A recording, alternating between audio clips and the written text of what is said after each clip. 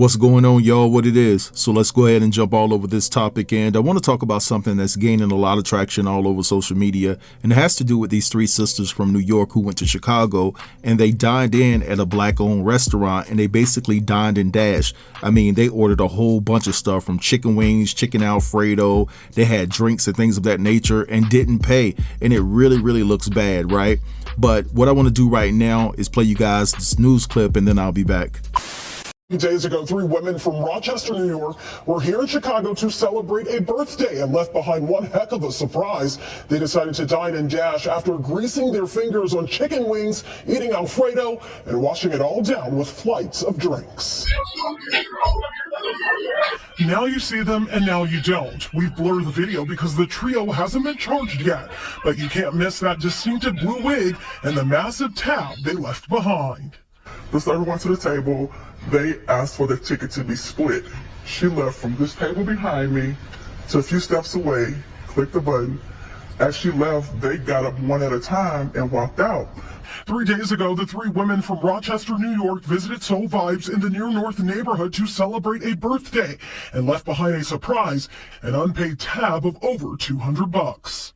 They actually ran out the door and ran and hid behind a service vehicle that was in traffic.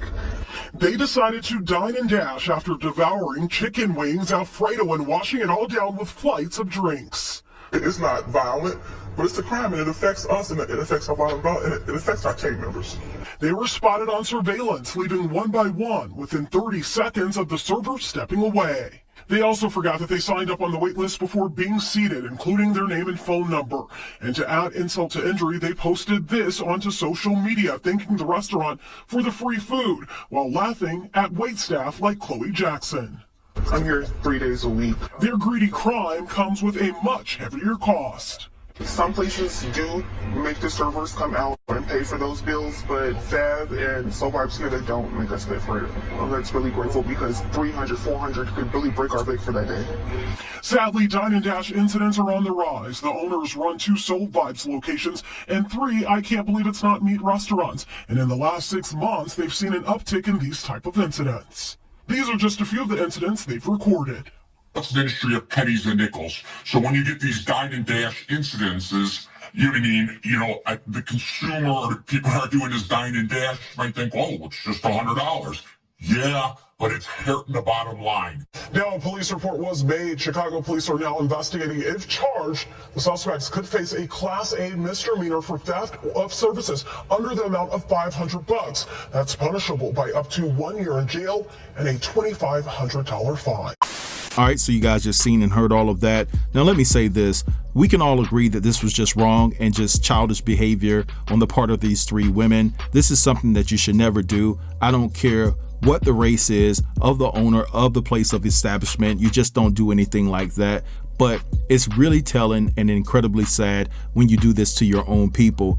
The other folks, they don't even want us in their place of establishments now. And I promise not to get too political here, but we're all privy to the fact that there are certain businesses that have rolled back their DEI. They're letting us know in our face that we don't even want your damn business. Now, I will say that it's not all corporations that have adapted to enforcing those types of principles and policies, but it's embedded in my ideology to patronize businesses that value me as a human being. So of course I'm going to shop and support my own people. And if I'm being honest, the very last thing I'm thinking about is effing my own folks over. You know what I'm saying? With the way things are going, y'all, we're going to have to build and open our own businesses to stay afloat and ensure that we have a quality of living if we start seeing those signs that people with the same hue as me are not allowed here. You know what I'm saying? Now, I don't understand why these three women haven't been charged yet.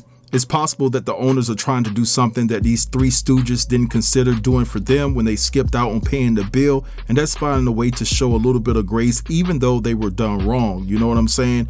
And at the end of the day, they're just wanting them to pay restitution for what they owe. I don't know, y'all, but the fact that they went on Facebook and bragged about it and clowned the situation as if the joke is on the restaurant and the restaurant owners, no, the joke is on y'all. Y'all the one with the low IQ. How the hell are you going to set up a reservation or whatever the case with your full name and all of your information and then skip out on the bill? I don't understand that. So for me, if I was the restaurant owner, it would be incredibly hard for me not to file charges. I'm telling you, it would be incredibly hard. But anyway, I'm gonna let this go right here. I want you guys to drop down in the comments and let me know what y'all think about all of this. Don't forget to like, comment, share, and if you're new here, consider subbing to the channel. I'll get with you guys later. Peace.